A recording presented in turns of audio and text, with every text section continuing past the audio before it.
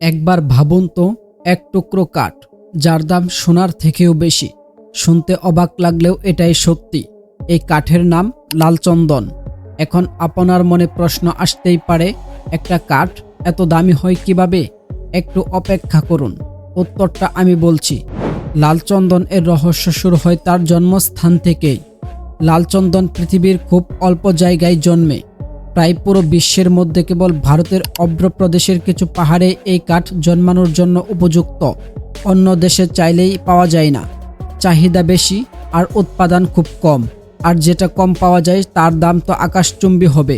এটাই তো স্বাভাবিক, তাই না? এরপর আসে আরেকটা কারণ, সময়। যেখানে একটি সাধারণ গাছ বড় হতে 5 থেকে 10 বছর সময় লাগে, সেখানে একটি লালচন্দন গাছ পুরোপুরি বড় হতে সময় লাগে 30 বছর কিংবা তারও বেশি। অর্থাৎ আজ যদি আপনি একটি গাছ লাগান, তাহলে হয়তো আপনার পরের প্রজন্ম তার কাঠ ব্যবহার করতে পারবে। এখন হয়তো বুঝতে পারছেন কেন এই কাঠ এত দামি এবং এত মূল্যবান।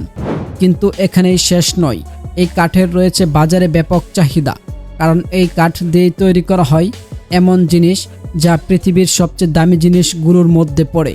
এটি লাল চন্দন, সেই কঠিন আকর্ষণীয় কাঠ যা শুধু দেখা যায়, কিন্তু তার শক্তি বোঝা যায়, তার স্পর্শ করা যায়, এমনকি গন্ধেও কিছুটা অনুভব করা যায়।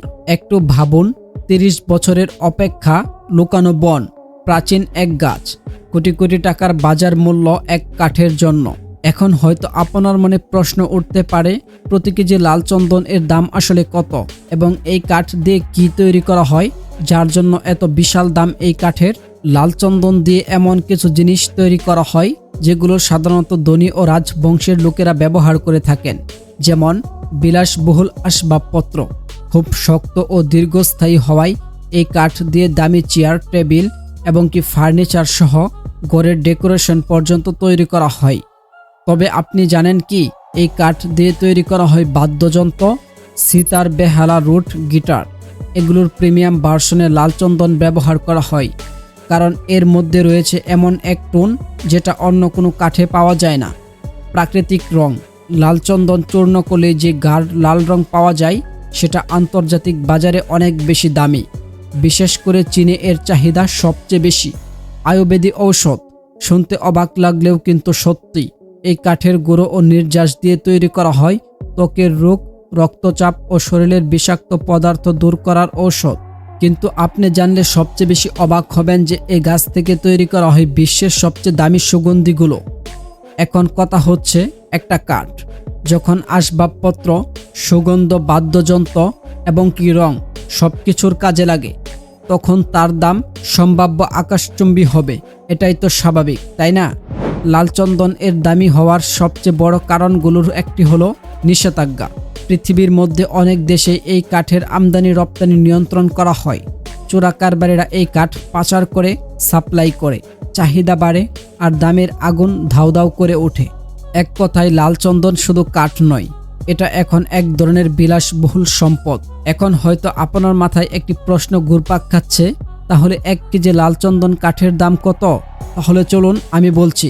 প্রায় 1 কেজি লাল চন্দন কাঠের দাম বাংলাদেশি টাকায় 8,000 টাকা থেকে শুরু করে 80,000 টাকা পর্যন্ত। কিন্তু অবাক করা বিষয় হলো, বিশেষ মানের কাঠ কখনো কখনো লাখ টাকাও ছাড়িয়ে যায়। তাহলে তো বুঝতেই পারছেন কেন এই কাঠের এত মূল্য, এত চাহিদা এবং এত বিশাল দাম।